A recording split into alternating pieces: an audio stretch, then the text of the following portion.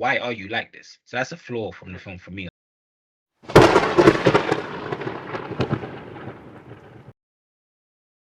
Hello, everyone. Welcome back. We are back. The Ivers Dawn podcast. Here, my boys Daniel and Hervey. Yo. Hi. Hi, guys. Before we get to the main discussion, best recent thing that we have all seen. Yeah, I can go first. Again, probably been a little bit busy with the little ones. Haven't had too much time for movies and shows, but I have watched the first episode of House of the Dragon season 2, and I'm so glad that show is back. That show is sort of fantastic.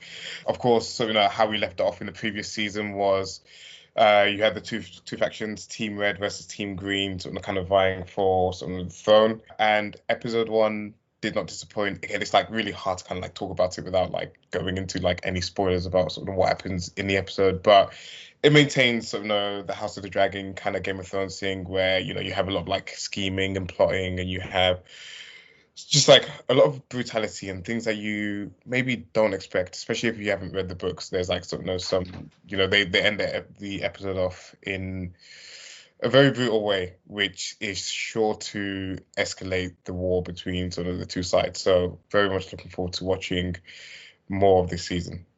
So yeah, that's my best thing. I haven't seen it yet, but I mostly see opinions from people who know the books inside out, and the reaction has been pretty mixed. But apparently they make some pretty significant changes that have all sorts of ripple effects in the story. So you've not read the books, right? You're purely show?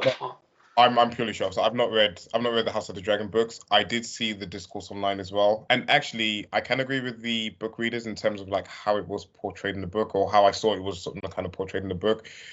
Probably would have been a lot more brutal than what it was in the show. I mean, it was sort of already like bad enough in the show, but I think that would have like escalated it a little bit further or given it a different dimension. But either way, again, I don't know about the books, but either way, it does seem like the actions that have taken place in the end of episode 1 will, still have that effect in terms of escalating the war and sort of getting these sort of two factions. Because at the moment, it seems like a bit of a friendly war, one where at the end of sort of season 1, both sides were a little bit hesitant to sort of kind of step into the war. But then you've now had things happen on both sides, which is then going to make them a little bit more colder and a little bit brutal towards each other, essentially. So I understand sort of the book reader's perspective, but I still feel like the show's done enough to lead us down the path to the Dance of the Dragons. So my background on this is that I was really invested in the show and as well as the books, and I really delved deep into the lore and all the analysis. And if you haven't seen that, just look up some of the fan theories for Song of Ice and Fire. It gets pretty wild. And back to the point where many think 5 books and 30 years in, we don't even know what the story's about, because it's so subtle and complex and so on. Whether it's actually true or not, that may be reaching a little bit, but like it's an incredibly rich series, right? And one of the downfalls of the show, I think, was that in the early seasons they made a couple of changes, like cutting minor characters, which you have to do in any adaptation, but especially in an adaptation for story this complex, right? But then there were ripple effects of those choices, and then 4 seasons later, they had no idea what to do or how to bring that story to a conclusion, right? So relatively minor or seemingly minor characters were cut in at the start and in the middle, and then they were missing in the end, and the show was kind of just treading water for a while. And my impression a little bit is that House of the Dragon is going in a similar direction, where they're making cuts for time or to make the story simpler or more filmable. And then in season 4 or 5, or however long the show is going to go, that might create real problems. And I don't know Fire and Blood well enough to know what that will be, but that's kind of what it's shaping up to be. And I really hope it doesn't. I really hope they have a version of the story that stands on its own. Mm-hmm. But given the track record of the franchise, I'm a little bit cautious and a little bit worried. I mean, where I'll give these guys a little bit more leeway was that I know in Game of Thrones they wanted to do more than the 8 seasons that we eventually got of that, but then obviously the writers kind of like cut that short and wanted to go up until 8 seasons. We started to get less episodes in sort of each of the seasons as well, where I feel like I personally like to give them a little bit of grace with this, just because of how good season 1 was, and of course I've only seen episode 1, and there's still some kind of more to come, and this was just episode 1, so I feel like it may be too soon to say they've kind of going down a bad path, but we'll just kind of see how season 2 plays out, and of course people are vocal online, so if it does start to go a way which sort of really deviates from the books and some of the book readers aren't happy about it, then I'm sure we'll know about it, and of course we'll kind of like hear how it's changed. Again, I'm not a book reader. We'll hear how it's changed and sort of see whether it was for better or for worse. Yeah, let's hope they learn the right lessons from Game of Thrones. Yeah. All right. But you haven't watched season 1 yet, have you? I'm still halfway through season 1.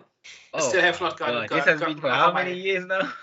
I've had the DVD for 2 years. I know. That's what I'm saying. What's holding you back? My hatred for Rhaenyra. Oh. I don't know what episode we talked about this. So I found the writing not that great in the first half, and I found Rhaenyra really tedious, because that whole rebellious princess thing had already been that was the 5th time they did that archetype, and the previous 4 were all more interesting and more nuanced. And I just couldn't take it anymore. Have you got to the point where she's an adult yet? I believe so. So I haven't watched an episode in several months, so I don't know exactly where I'm at in the story. But it's about I think I watched 4 out of 8 episodes or something. Okay. I'm told it gets better in the second half, and it doesn't stay on one character the entire time. But it was just a bit of a hurdle to get over, and I really hope eventually it will come together for me, because I really like the world. I really the Targaryens are not the most interesting thing for me about the world, but if that's what we're going to get, I really want to like it and enjoy it. But I've tried a few times now, and I just can't get into it. But yeah, hopefully that's a me problem and not a problem with the show. My best thing this week was The Fly, which is a 1980s sci-fi horror movie about a scientist who develops a teleportation device and tries to make it work and starts experimenting on himself, and then things go wrong. And I'm a really big fan of the 80s sci-fi horror genre, and this is one of the really good entries in that category. It's basically 2 characters, the entire story, and it's all about doing this experiment and what risks you should take for progress, and the psychological and other consequences of these experiments that it has on the people that are engaging in them. And it's really strong. It's a really good watch. And I had seen it before. It's not the first time I've seen this, but I haven't seen it in many years. And I just rewatched it on a whim this weekend, and it's just great. So I can just highly recommend it. It's a very small story. It's a very linear story, but it's basically just Jeff Goldblum acting how he turns into a fly monster for 2 hours. It's great. All right, cool. Speaking of great actors and great performances, I watched I Am Legend, which actually made me forget how good of an actor Will Smith is before the whole, I watched it a very long time ago, but I watched it again. I'm just rewatching old movies. You know what I'm saying? I just for the past 2 weeks, past 2 weeks, I've just been watching old classic movies, and yeah, I Am Legend is definitely one of those. For those who haven't seen it, literally, Will Smith's a scientist, and he's the last human survivor in New York, and there's some sort of human plague. At first, I thought they were zombies, but I didn't know they were zombies. Obviously, now I realize that they were actually zombies, because it was interesting as well. Sunlight affected them as well, so I liked how there was a melange of different zombie side effects, not side effects, but it's how sunlight affects vampires, and then they look. They're supposed to be vampires. So they drink blood. They are hurt by sunlight.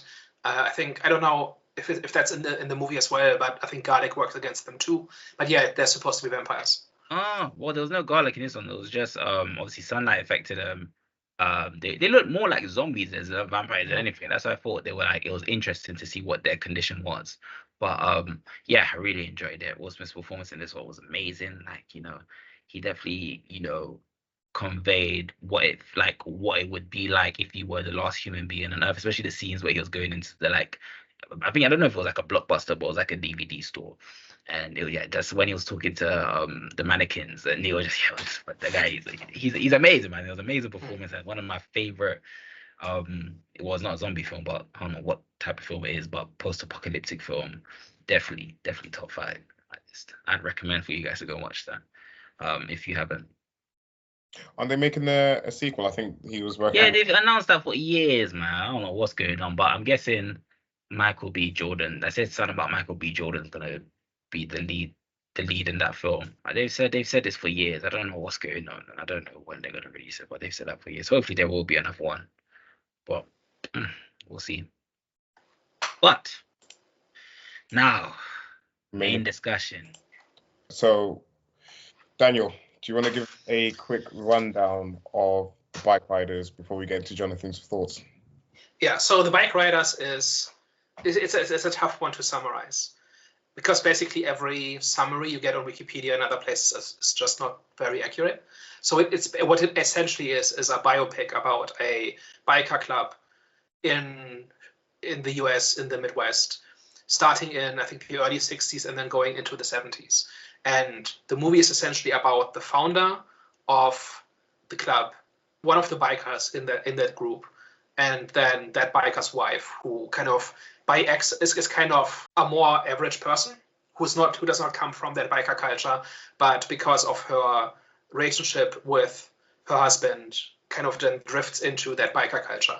And it's based on a book about a true story, is kind of the best way to summarize it. And it's basically very much a character study about those 3 characters and their journey through those 2 decades as biker culture forms and then transforms over time until their eventual demise. Yeah, so what are our impressions? This made me want to start my own club, man. I don't ride a bike. But I felt like it was a very cool movie. Like, just the aura that was given off and the way that the characters were the way that the characters played, it just felt very cool. Like, even like just the way that brotherhood was conveyed in this movie felt very cool. Even like the way that the fall of an empire, the way that was demonstrated, and how like the things that come with being a leader. Being a leader is great, but there's a lot that comes with it. You know what I'm saying? And we've seen how, we saw what's his name? Tom Hardy's character. We saw Johnny. So we obviously saw what comes with being a leader with his character and how his fall came about. And it felt very I understood it. Do you know what I'm saying? I understood it. So I think overall the movie was cool. I just liked, like I said, I liked how brotherhood was conveyed. I do believe, Daniel, you mentioned this before, the film should have been called the Bikerider's Wife. Yeah, and that's not my idea. A few people have said that, but yeah, definitely, because even though I didn't have an issue with her like telling the story, it really had no significance to the film. I don't know why they chose that approach. Maybe they chose that approach. Were they like? I didn't watch the end credits where they were actually showing the pictures, but were they all alive? The guys. Those were all real people, and what essentially happened is that this, like, the journalist that's in the movie, is a real person who really interviewed her, wrote a book about it. So that part is real. And the book is essentially a summary of all the stories she told him, and then the movie is an adaptation of the book. Okay. Well, then that makes sense. It makes more sense now. But overall, like I said, I think it was a cool movie, and there were a lot of elements in the film which I did like. It wasn't like it's definitely not one of the best films of the year. It was, like I said, it was cool. It was just fun, man. And like I said, the portrayal of a brotherhood forming felt very abrupt, but at the same time, it kind of felt enough for me personally. So overall, it was cool. I wouldn't really say it was the best film of the year, but it was a cool, fun film. I think I'm the same with you. I think it was like you said, it's a cool film. It's a cool film. Like, it's one that you can kind of go and you can get enough enjoyment out of it. For me, it was a good insight. It was a good insight into a kind of culture that I'm not super familiar with. Of course, you've seen it portrayed in multiple different forms of media, but I've never really paid too much attention to it. So it was quite interesting to kind of see how something that can be just quite innocent, in terms of like one guy that loves biking and wants to maybe just like form a little kind of like club out of it because of sort of his interest in his hobbies, and how sort of that innocent idea can then sort of kind of grow, maybe spiral a little bit, and sort of the initial idea becomes a little bit perverted, and you kind of see sort of some of the ramifications that comes from from it, or some of the sort of kind of like the darker elements that comes with it in terms of sort of like kind of like the violence and stuff like that. But I'm trying to like even think too much about it. Like it wasn't like you said, it wasn't super memorable. I wouldn't say it's necessarily like a biopic, but it's based on sort of real people. You wouldn't really compare this to something like the Iron Claw that came out sort of earlier this year. I think that was like a really sort of that was a much better sort of look. It was more emotionally hitting. It was more emotionally hitting for sure. I feel like the way that they told the story as well was not confusing, but a little bit jarring in terms of like at certain points you didn't really know where you was in the story. It felt like it kind of like jumped from sort of period to period, and it kind of makes sense from what you're saying in terms of like how the book is about sort of the biker's wife, Benny's wife, sort of kind of recounting sort of the stories that had happened over sort of a set period of time. But it just felt a little bit jarring, kind of jumping from one place to another at times. It flowed, but not in the best way for me. There were some like really good performances as well in terms of like, is it Benny that Austin Butler plays? Like he's even very like little to do, but you can just like feel like the intensity behind him and like the steeliness and stuff like that. I feel like that he sort of was really solid in his acting. There was what's the guy from The Walking Dead? Norman Reedus. He was entertaining anytime he was on the screen. He was sort of super funny, and it was just like quite cool just to kind of see, like you said, the brotherhood of the bike club sort of kind of coming together and then just kind of like rolling about and doing their thing. So yeah, overall a cool movie, and of course kind of more to delve into once we kind of get into the spoiler side of things. Yeah, for me, I think it's best thought of as a biopic as opposed to a crime drama or a biker movie or something like that. And I think it's like quality-wise, it's really strong. And the number one thing that I think you would get out of it is the performances of the main characters, of the three main characters. I think they are basically just acting all over the screen for 2 hours. And that is basically the appeal. I think it is quite cold and very subdued in how the story is told. And these are obviously not very outgoing or emotional characters, right, for the most part. I think the interview conceit, I think, is completely redundant, and I think drags down the movie. It breaks up the pacing, it jumps back and forth, and it should either have been about her the entire time, like how somebody is changed by living in that culture, for instance, or she should have been not, like, outside of the interview, she doesn't do very much, right? Like, because like that's the kind of environment where the wives and girlfriends kind of sit back and are not in the spotlight, right?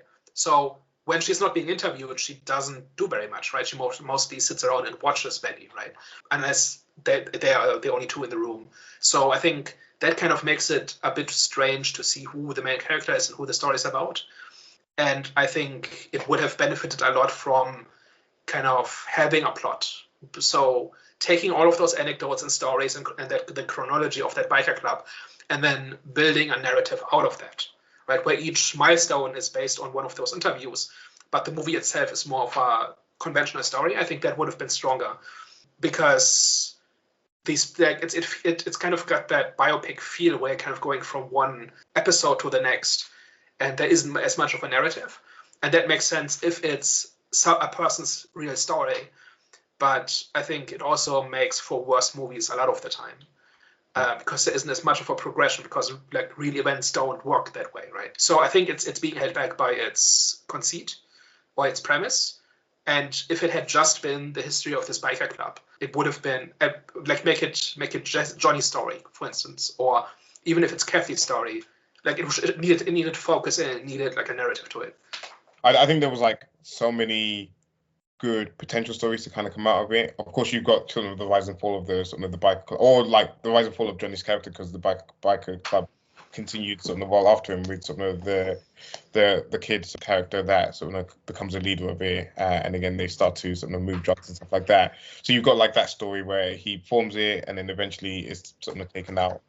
You also have like Benny's kind of like relationship between sort of his wife and the biker club, and you kind of have this 3-year relationship where she's trying to get him out of it, but then he's like too in love with sort of the bikes and sort of that culture and this and the other, and you could have had like a really interesting story out of that as well.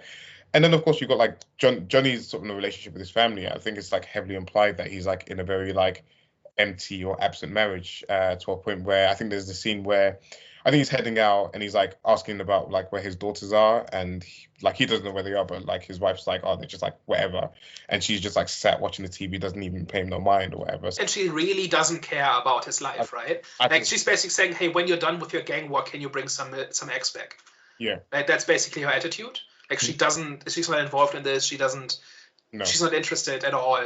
And I can kind of see what he's running from, but also the fact that he has been like that for a long time and the bike club has become his life is also why their relationship is like that, right? Yeah.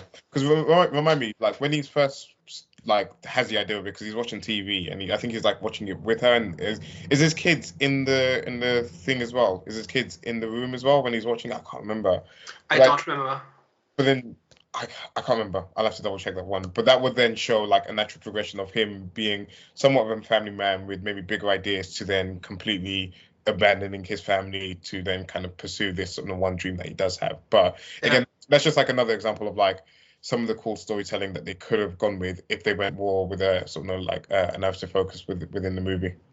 And one thing I took away from that scene was that there was family stuff going on around him, and all he was interested in was this Greaser movie. Yeah. Right. And that was the only thing that he wanted to spend time and effort on. And his family was kind of in the way, and kind of, I think his wife, I don't know what she was doing, but she was like either housework or just family stuff.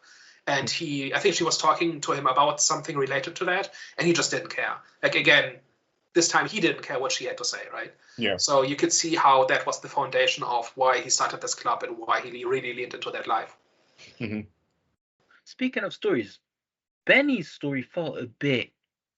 He felt like he didn't really have a story. But I didn't understand why he was the way that he was and what exactly he was looking for. Like, I remember there was a scene with him and Johnny at the end when they went to go in, when the guy pretty much said he's leaving the club, and then they spoiler section, guys, where he shot him in the leg, and then they went back to the car, and he said, "Is this what we are now?" And pretty much left after that. So I understand.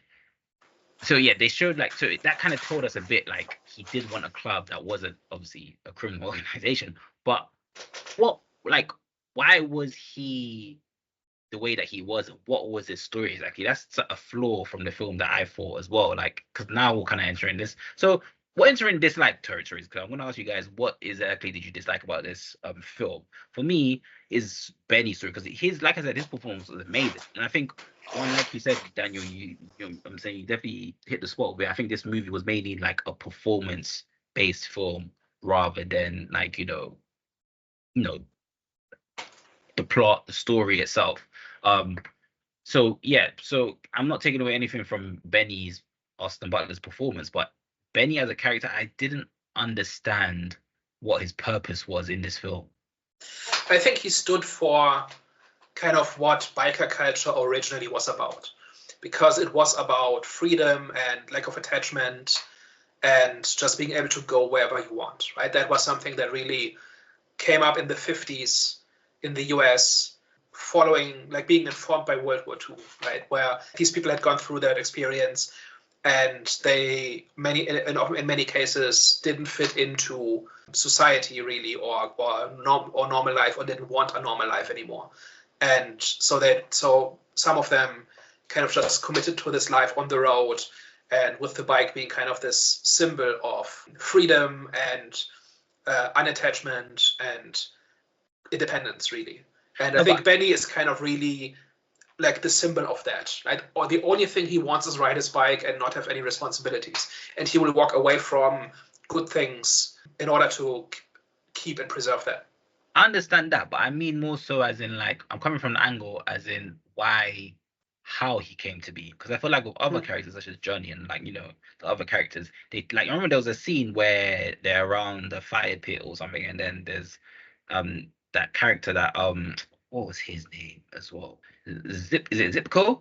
I'll be honest, I have a hard time keeping the minor characters apart. Okay, Michael Shannon, pretty much. Yeah, Michael Shannon's character. It's the greasy guy in the biker vest. Yeah. So he tells us a bit like of his experiences in life. So you can tell that he kind of had a hard upbringing. And even the guy that killed Johnny, we kind of know his backstory and why he came to be as well. But with Benny's character, it was like he was just him. I was like, okay, I am him. But it's like, okay, so but who is him? Who, like, why are you the way that you are? Like, what is your story? I don't really know Benny's story besides the guy's just a traveler. If he doesn't like something, he'll go. You know what I'm saying? He even left his freaking girlfriend or wife, you know what I'm saying, Kathy. So it's like, okay, but Wife why? of like 10 plus years, right? Exactly. So why are you like this? So that's a flaw from the film for me. I was like, yeah, he just came to be.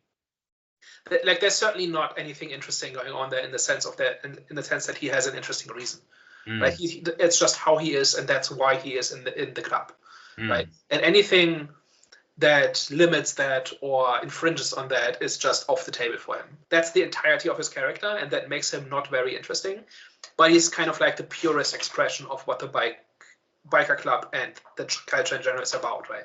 100%. But even with like the scene where he's crying when he finds out Johnny died, I didn't feel anything from that scene because because the whole relationship dynamic between them two, it was, but like I said, the performance was amazing. Like the way that they acted around each other was amazing, but also like, because I didn't really know much about him. I didn't really understand his purpose because like he was showing, like, even though he loved like even though he was kind of like a symbolic for the purity and brotherhood, I understand that, but he still showed signs of criminality, right? Where you would think, okay, maybe this guy has a side to him which he could become the leader of the actual brotherhood biker gang, and then it could turn into some sort of criminal organization. Because with character, he was a bit of a mystery, right? So when like I said, I didn't really understand his character. So with like, I kind of was confused with the whole relationship dynamic between him and Johnny, because it was like, okay, I think I'm understanding why Johnny kind of,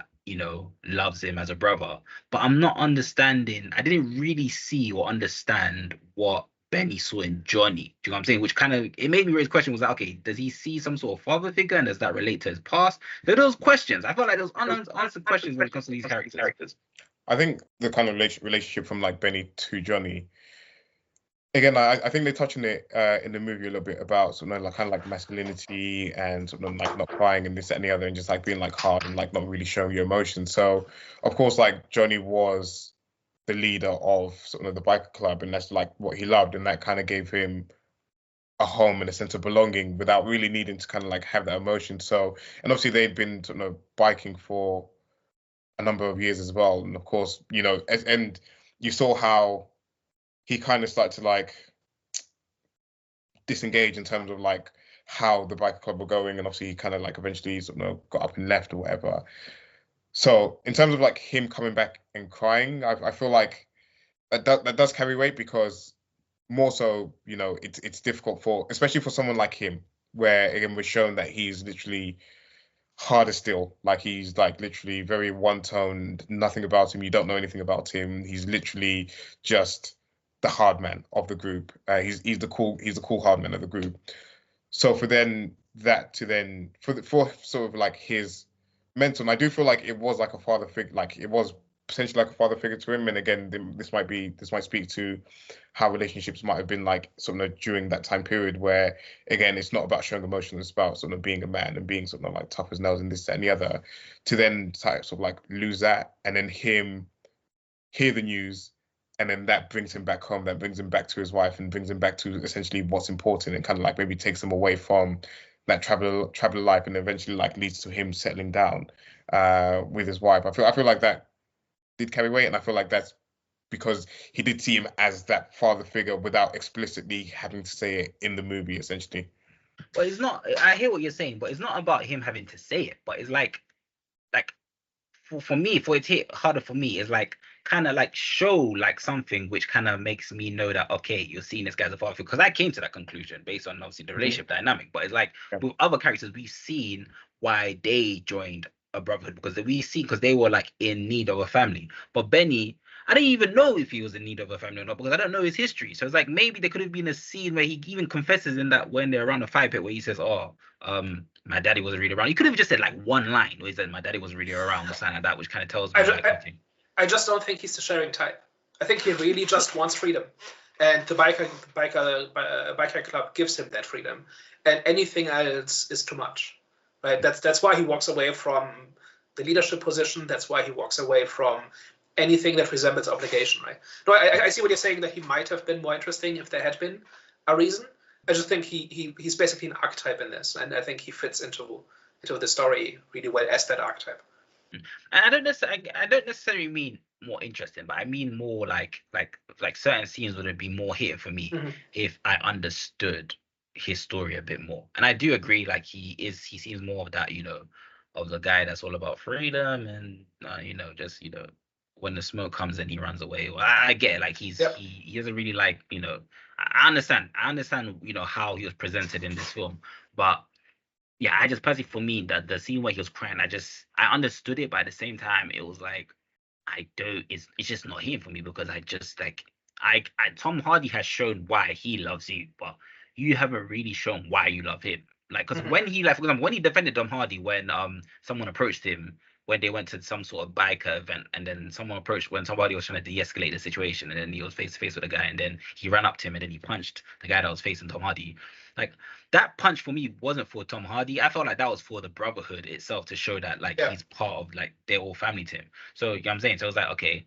So that's why I didn't really see or understand what his love for Tom Hardy was, but I understood what Tom Hardy's love was for him. That's why I felt there was some scenes with him and Tom Hardy where it wasn't really like, it just wasn't, when it boiled down to him actually breaking down, it just wasn't as hitting for me as it would have been if roles were reversed and Benny died and Tom Hardy starts crying. I would have felt like, I understand why you're crying, but Benny, I don't know about you, my brother. Well, there was this one scene, and I forget the exact details. I think Kathy tells Johnny about when she saw her father cry, right? Is that right? Something about she saw him cry twice. Twice, yeah. I think when his wife died, Kathy's mother, I think, and then one other occasion. Do you remember what that was about? I can't remember. But I think Johnny dying was like lined up with those cases, right? So that was foreshadowing about why Benny cared so much when Johnny died, right? It wasn't just the inconvenience of, like, the guy who organizes all of this is gone, so that's a hassle, right? No, he really lost, like you said, a father figure in that sense, and it wasn't just a guy he knew, right? Like, that was that might have been the only time in his life when he cried. Right. Okay. Yeah, that does make sense. So I think those two things are connected, right? Where Kathy basically foreshadows, that's basically foreshadowing, and then when it happens, we don't need an explanation anymore. Okay. I can't remember. I might be wrong on this. Was it? Do you know when he had his accident? Well, not his accident. Sorry, when they almost like chopped his ankle off when he had the bar fight. And that's right. Yeah, that's it, right? Like when he thinks he may not ride again, that's when he cries. I think that's right. Yeah. And I think they say as well is that, like, he didn't cry because of what happened. It was because he almost, like, lost something that he potentially loved so much. Yeah. So that scene's actually pretty impactful as well, because that kind of told me that when he was crying in that scene, that kind of told me that this guy, that he's scared, that, of course, like, the thought of him not being able to ride his bike, what scared him as well. But I think also what scared him, what was telling me that it was scared him, like, when responsibility, like, if he wants to run away again, he won't be able to run away. He's going to be stuck in he's like, this is a situation where he's going to be stuck in, like, he's just going to be stuck in a situation where he doesn't want to be. I think there was a scene as well where he said to Johnny, where something around, like, he will decide his future or something like that. He doesn't want someone else to decide for him or something like that, in the conversation near the end. I don't know if anyone remembers. I don't remember that one, but yeah, that sounds familiar. He said something about where kind of like it's his decision, like, when it comes to, like, because when Johnny wanted to be the leader, and he said something about, no man will do this for me or something like that, where it's pretty much everything's going to be his decision. So I think when they took away his leg, that was kind of like symbolic or significant scene for me, because it's like, okay, now his decision was kind of stripped away from him, and this kind of means that he's gonna it gives him the inability of actually run away again in the future if he wants to run away. But well, and it's like a big part of his identity, and to kind of lose that it's his only identity. It's the only thing he cares about, and he's about to lose it. Yeah, exactly. But also, when it comes to brotherhood, how do you guys feel that was portrayed in this film? Were you guys satisfied? Like, was there a lot of insight that was given to you that you didn't know before? Or if you guys do know a lot about brotherhoods in general, actually not even in general, when it comes to these biker clubs, or we could say in general, because I think when it comes to brotherhoods and all different type of brotherhoods, there are similarities. So do you think the brotherhood in this film was portrayed well? I would say I think it was quite warming.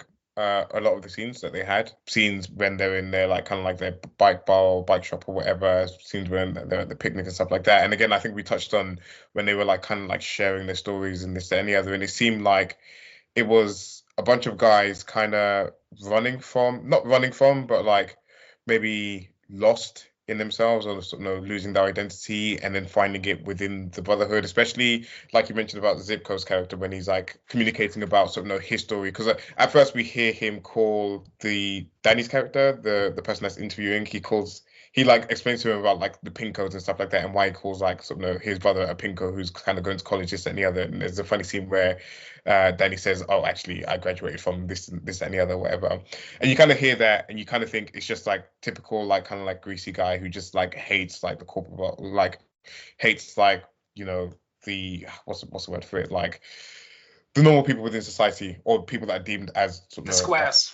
The squares. Yeah, we'll call them squares. He hates the squares in society, but then he later brings a story about how we tried to sign up for the army and he wanted to like really be a veteran. It was something that he was really passionate about, and then he was just completely shunned and turned away. And of course, that then like lends a little bit more to it, and again, adds to the whole trying to find your place in this world, or trying to find your sort of kind of like your home, essentially. So I feel like a lot of that was like really warming, and really really well done. But Daniel, I'll let you kind of go from there. Yeah, no, I agree with that. Like that aspect of it was really well laid out. Why these people are kind of running from something, but also looking for something at the same time. Yeah. And that biker club basically provides it.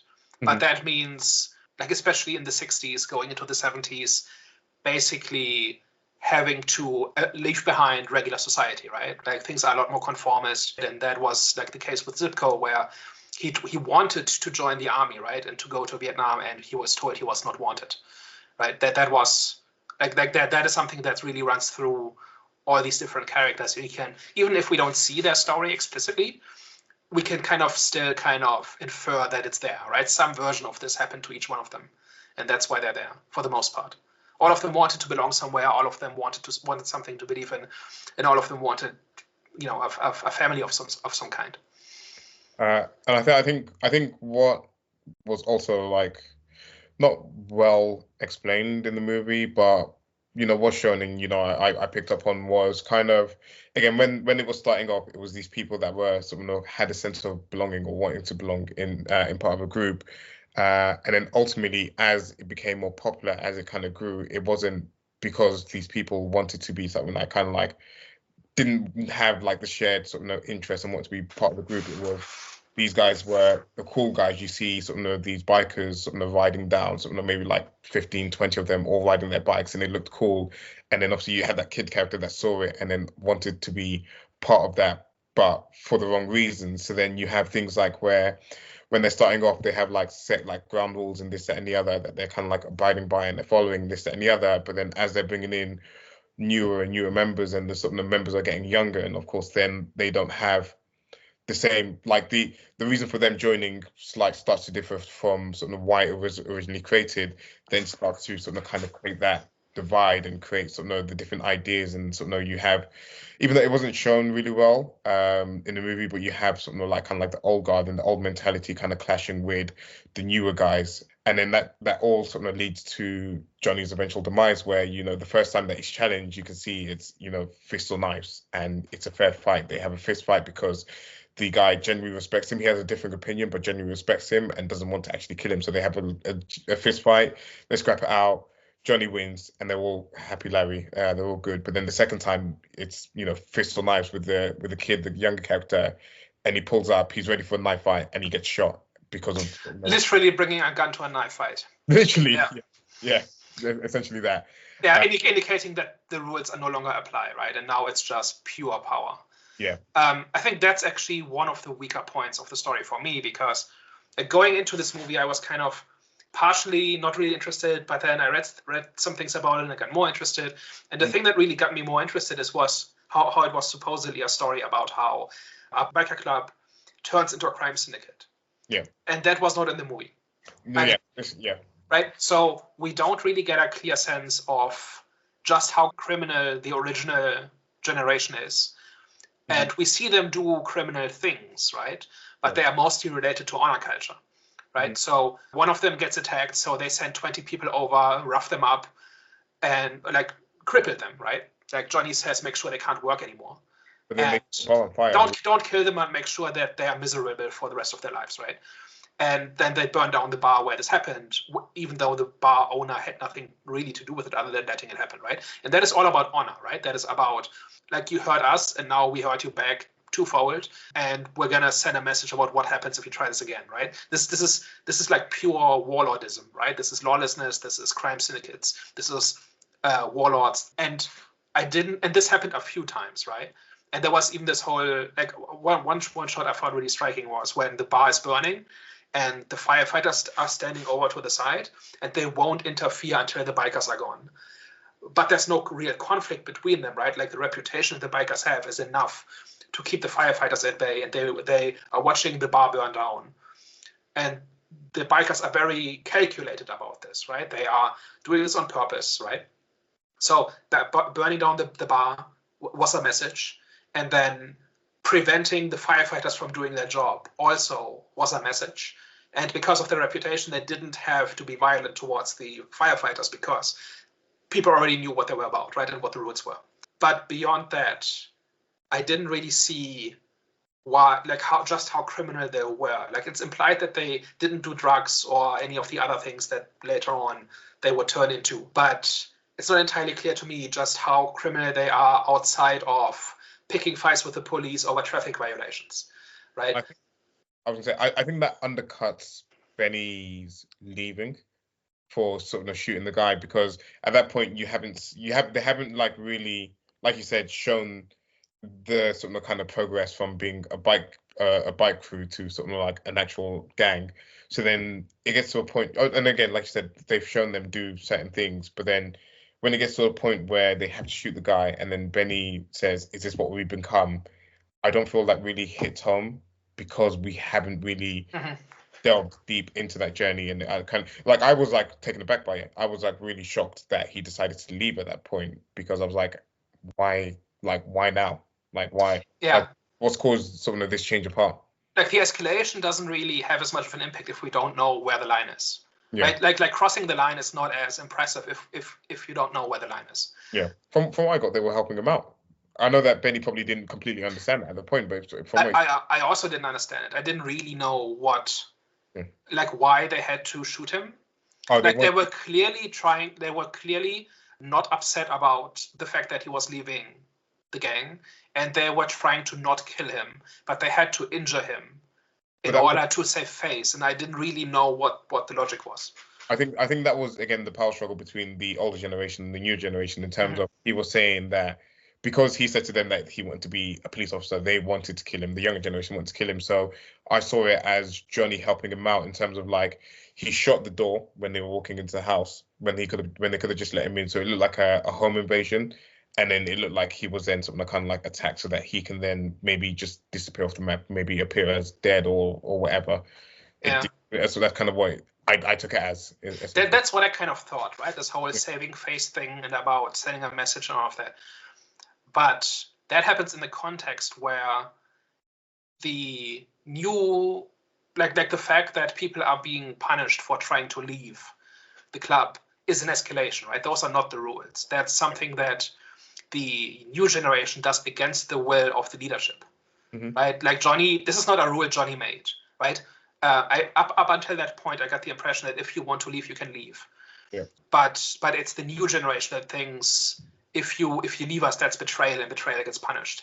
And so, but John, and there was another point I was building up to, which is that Johnny does not seem to do anything at all about trying to maintain power, right? What he should be doing is getting 20 of his guys together and then roughing up the people who roughed up, what was his name, Cockroach, right? Because they used violence against somebody who was on their team without permission of the leader, right? And defying the authority of the leader is the number one thing that has to be punished in that kind of culture, right? So, Johnny just seemed to kind of accept the fact that he had lost control of the gang, Yeah. And that's the thing where that's what I was actually going to bring up. I'm a bit confused with his character because it's like, when did he start losing control? Why did he lose control? Because I remember the scene, especially the scene where Benny's wife was going to get raped. The way that he responded, it was like, why did you respond that way by letting them go? Like pretty much. So I was like, that's what I didn't see his like, I didn't see it coming because besides, if he didn't tell Benny that he was starting to lose control of the actual brotherhood, then I wouldn't have known because they didn't show it. Like they didn't show. I think that scene as well showed the disconnect between the newer generation and the older one, because the older generation would have known that that is Benny's wife and that is completely off limits and you do not touch her.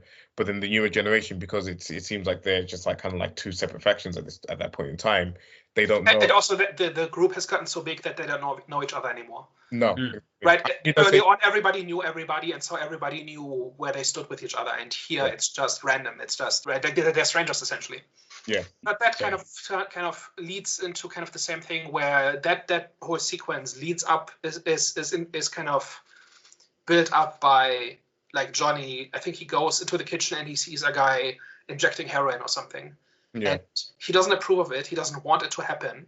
Right? He doesn't want drugs in. I think it's even said at one point that there's no drugs in the gang. Something that was one of the things you don't do. And then he sees somebody who it's implied is messed up from Vietnam, just sitting on the floor injecting drugs, right? And he does nothing about it. He doesn't try to help, and he also doesn't punish it. And he just kind of shrugs and says, "Well, it's a shame." But that's his life's work, right? So what I think was kind of missing was his attempts to maintain control, or if he doesn't make an attempt, explanation for why he doesn't. Like, this is his life's work. This is what he cares about. This is his entire life. Why does he just accept that he's lost? And I think the movie kind of just skipped over it.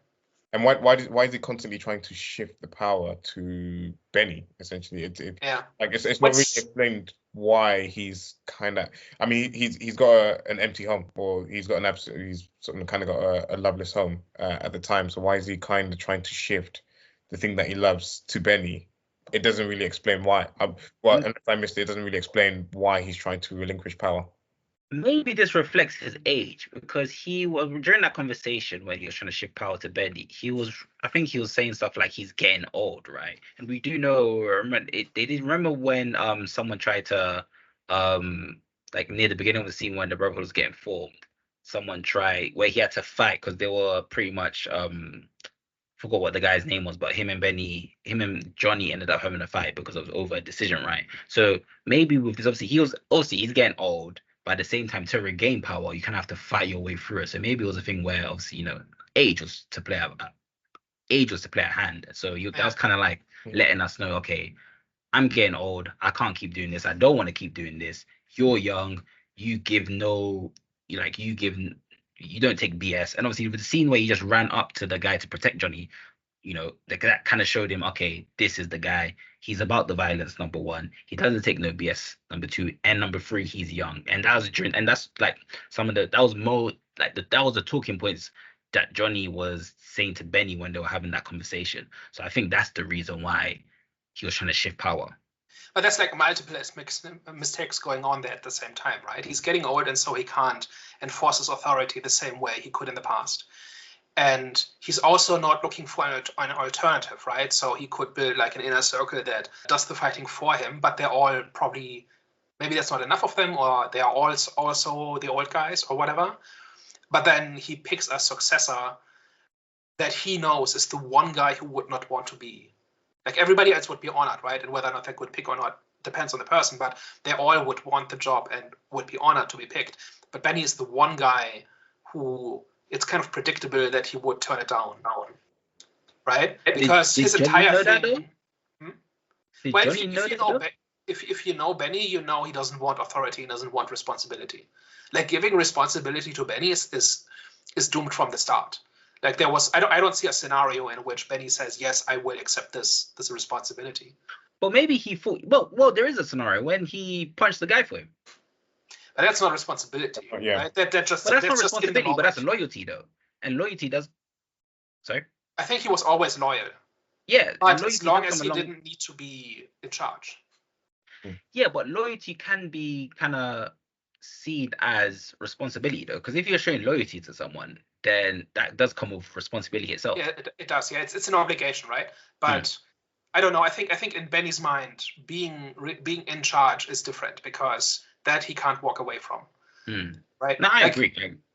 The only other thing I can think of was maybe a bit of desperation to try and keep him within the gang, because I think before that you had his wife Jenny. Is it Jenny, I believe? Kathy. But you had Kathy go and meet with sort of Johnny's character and say that, you know, he'll only listen to you, basically saying that if you tell him to leave the gang, he will leave. Like, he will only listen to you and no one else, and they won't listen to me. And then the very next time that they have a conversation, he's talking to him about being the leader of the gang, as opposed to sort of kind of backing up what Kathy wanted for him. So essentially, it could be a case of, it could also be a case of where, you know, she's told him that he only listens to you. He felt like if I tell him this, he might listen to me and he might start to like maybe see reason and maybe like start to change and maybe want to actually be the leader as opposed to the alternative. Yeah, maybe. Like when I saw it, I kind of saw it as kind of him, like Johnny thinking he has to pick a successor, but he doesn't want to, so he'll pick the guy who he knows will turn it down. Yeah. Kind of like that's not. I don't think that's clear in the movie, but that's kind of the version of it that makes the most sense. Because in every other respect, he's completely procrastinating, right? He doesn't do anything. Like, he's not a very proactive leader, right? He does stuff when he has to, but even not always then, right? Like, when somebody goes after Benny, he springs into action, or when Cockroach is attacked, he does what he thinks has to be done. But like we said earlier, he doesn't do very much about trying to maintain his authority, right? As the generation shift happens. So I don't know. It's a little bit puzzling. Yeah. One scene that was great. Sorry, I don't know if we started talking about like what we enjoyed. I was gonna ask highlight moments. What was your highlight moment? The funniest scene, not the funniest scene, but like a scene I enjoyed for whatever. I don't know why I enjoyed it so much, but was the final the showdown between Johnny and the kid character, and they've all kind of like gathered at the parking lot. And you can see all the older generations have moved on from riding their bikes, and they're all in like cars. They're all like kind of like shivering and like just kind of showing their age, essentially showing that they maybe like aged out of the bike culture. And of course, you've got like all the kids and all his people that, you know, roll up on bikes and are still like kind of like traditional to that and still, you know, want to be, you know, the authentic sort of like bike crew and or whatever. But I don't know what it was about that. I was just like, this is just so funny just to kind of see the aging process of the older generation compared to like the newer generation. It was just quite entertaining. And then I think that also showed that there was no fighting, right? There was not going to be a struggle for the soul of the club, right? It would be that fight had been lost before it started because there's nobody to fight it. No. Right? Like the old guard is too old and the new guard is seemingly without exception against them. Right? There's no saving it. No. Yeah. At that point they were like, I think there was only like maybe like two of them that they said in the movie that actually stayed with the bike gang, and the rest of them just kind of like fizzled out. Out of cowardice as well. Yeah. Right? It's not out of conviction, but because they didn't have the guts to challenge, to deal with the repercussions, right? Yeah. Like they seem very ambivalent about it and not very committed, but they were stuck there. And like I think those were also the two guys that were in the car, and then after the guy shoots Johnny, he walks up to them with a gun in hand, essentially saying, "Who's next?" kind of thing, and they all surrender in that situation. And those two guys are the ones who later stay with the club, right? Yeah, that's correct. Who did it end up executing though? Johnny. That came right after. There was two, like right after that scene. There was a scene where I think it was the kids gang, biker gang that ended up executing Johnny's Brotherhood's members. I think so, because right after the scene, those were just random guys. I think that was just to show what kind of place. Or what kind of place the club had turned into, because that was in that montage of they now are into drugs and crime and protection rackets, and we see them just executing people because under Johnny's era this would not have happened, right? They would have either been kicked out or there would have been fist fights or at worst knife fights, right? But here it's just an execution. Okay, so I think the identity of those two guys is not important. It's the fact that executions happen at all. My bad. I thought that scene was dismantling of the Brotherhood, but my bad. But You know what? Another favorite scene of mine was the scene between the kid and Johnny, where he says, "If you want to join this brotherhood, just leave your friends." And I knew when he said no, no, no, no, no. Obviously, the kid was gonna leave his friends, and then he said, "Nope, I can't. I don't want a guy You like you failed in the the test. brotherhood."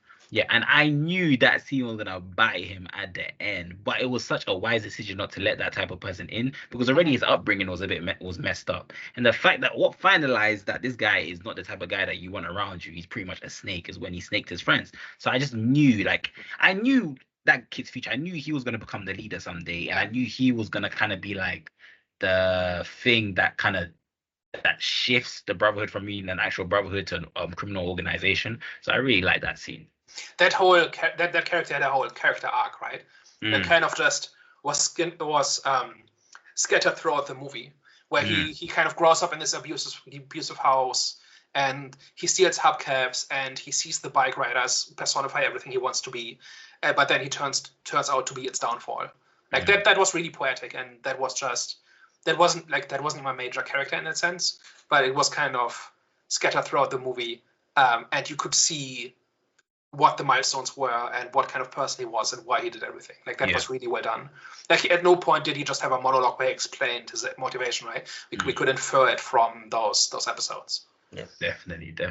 So do you feel, because like I know we don't like too much expositions in movies, and sometimes we want the audience to treat us like we're intelligent. Do you feel like this maybe went too far the other way, where it didn't give enough around some of the different sort of like kind of like narratives and talking points within the movie, or what's your kind of thoughts on that? So we did get a fair bit of explanation through Kathy's voiceovers, right? Yeah, but like certain like things like Benny's character and things like that, where Yeah. some things are left a mystery to us, and we didn't sort of know. Not everything was like spoon fed to us. I think we got the information we needed. I think we didn't need to know why Benny is how he is. We just need to know what kind of person he is and how he fits into the club and how it changes over time. I think it's really good at communicating that information both through. I said at the beginning of this that I think the voiceovers and the interviews are crutch, right? That they shouldn't have been there. It should have just have been a more conventional narrative. And I still think that's true. My problem is more that there were entire gaps, like not showing, just like we said earlier, just how criminal the club was and what Johnny did to maintain his authority, or why he didn't do anything to maintain his authority. Yeah. Like that I didn't think that was a case of there not being enough information. That was a case of the movie not caring, right? The movie didn't think that was important, and I think that's a mistake. But in those areas where the movie thought it was important, I think we got all the information we needed, either through the voiceovers or through the performance. And even just the demeanor of all the characters, like we kind of understood what was going on and why, for the most part. So before we get into our last thoughts and ratings, who had the best performance for you? So I think Benny was a little bit one note, and Kathy didn't have enough going on as a person. So for me, it's Johnny. Like Tom Hardy is a great actor in terms of he really disappears into his roles, and each of his performances is different. And I saw a comment the other day about how Tom Hardy has a different speech pattern in every movie, and he seems to make a sport out of sounding like a different person in each movie he's in. And like here, he had this very almost timid, almost quiet demeanor, and he had a very he wasn't loud, right? He didn't go around intimidating people, but he still kind of understood why he was in charge and why people respected him. And I think there was this interplay between his voice and his physical performance and how everybody else reacted to him that I think really carries the movie. Like, I really think this should have been Johnny's story, and we should have seen more of him.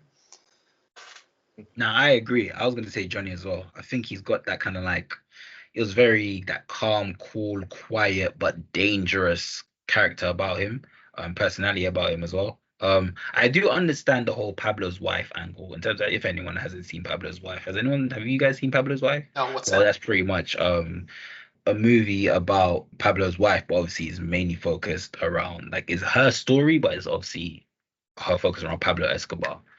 So I do understand that approach. But yeah, I think it would have been so that approach would have been good if it was like Johnny's story because yeah, his character was definitely like he was very observant as well, but he was quiet, but he was observant, especially in this beginning scene when he introduced himself to Kathy. Like he wasn't saying anything, but you could tell like he was a serious guy. Like you could already feel his aura. Yeah, you could feel that he was in charge, right? Like he hadn't been introduced, but you just knew he was the guy in charge. Exactly. So yeah, Johnny's performance definitely was my best.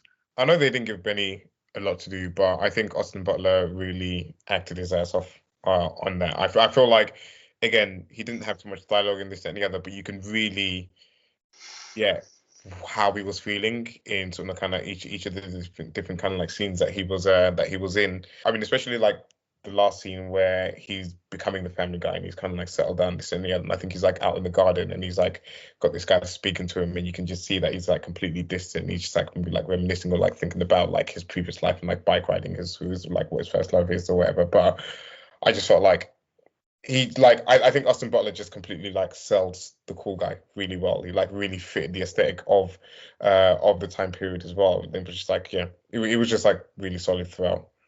What do we think about that scene? Because it seemed like watching it seemed a bit like it was trying to keep it ambiguous at any cost, right? Where she clearly thinks that they've moved on and he looks happy, but in his mind we hear the engine revving, meaning he's thinking about it. I don't know. Just talking about it now, it seems maybe a bit clearer than it came across to me watching it. But I remember it seeing like it's keeping it deliberately open. What was your takeaway from that? I felt like the smile felt very ambiguous. Because in her mind, the way that she smiled at him, it felt like, okay, I've finally tamed the fox. But the way that he responded to that smile with his smile, like you said, with the engine running in the background, it felt like it kind of felt like it was his decision, which kind of made me think, okay, maybe he's not happy because it's come to an end, but he's happy that, he's the one that decided, okay, now I'm done. I'm ready to settle down. But at the same time, it was ambiguous because it was like, okay, was it given that, or was it given that he's not actually happy? He's just like, he's playing it off as if he's happy, and there's still a possibility that he might run away again. But yeah, what that told me was she thinks she's finally tamed him, but he's still a biker at heart. And he'll probably be resentful about having lost that life for the rest of his life, right? I don't think he will just leave. I think he's now stuck where he is, but he wishes he wasn't. Was he a mechanic? He works as a mechanic. Like his cousin had a workshop or something. Yeah. So how I kind of saw it was like, again, it was just like him kind of reminiscing on his past life and like some like stuff that had happened before. He still got like that attachment to it. It's almost like when a football player sort of kind of retires and decides to go into coaching or like whatever. So they still have some form of attachment to that life, but they recognize that they probably can't do it for the rest of their lives, and eventually that they're going to need to sort of settle down and sort of do something different. And that's how I pictured it. Is in terms of like someone that had a certain life or had a particular dream that they sort of lived for a set period of time, has kind of stepped away from it, but still has that kind of like attachment to it, and is still sort of constantly sort of thinking about sort of like their glory days and this and the other. And that's kind of how I saw it. But I think you're right. I think when I first saw it, I thought it was clear, but then it seems like it was a little bit more open to interpretation than what I maybe sort of kind of gave it thoughts at the time. All right, guys. Well, last thoughts and ratings. Last thoughts, again, very, very cool. Like I said, very cool movie. It's in this kind of like period where there isn't sort of kind of too many blockbusters going on at the moment. It's not a sort of a bad choice to go sort of to the cinema to go and see it. Again, like you said, there's a lot of like solid performances in this. It's a good sort of look behind the curtain. It's not too in depth, but there's enough there for you to get enough enjoyment out of it. So I would give it a 7 out of 10. For me, it's probably somewhere around a 5 out of 8.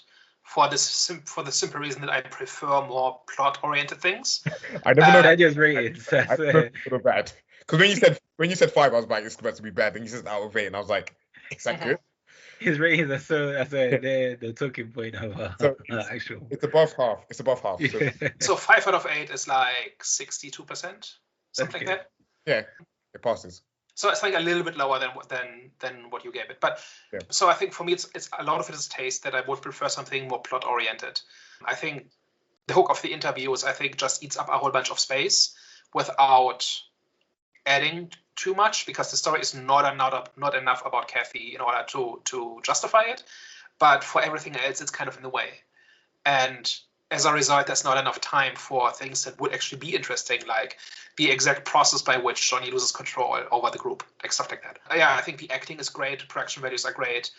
The story makes sense. It's just a type of story that is not my favorite, but within, like, having said that, it is really well done. It's absolutely worth a watch if you like biopics, if you like something more character focused as opposed to plot focused.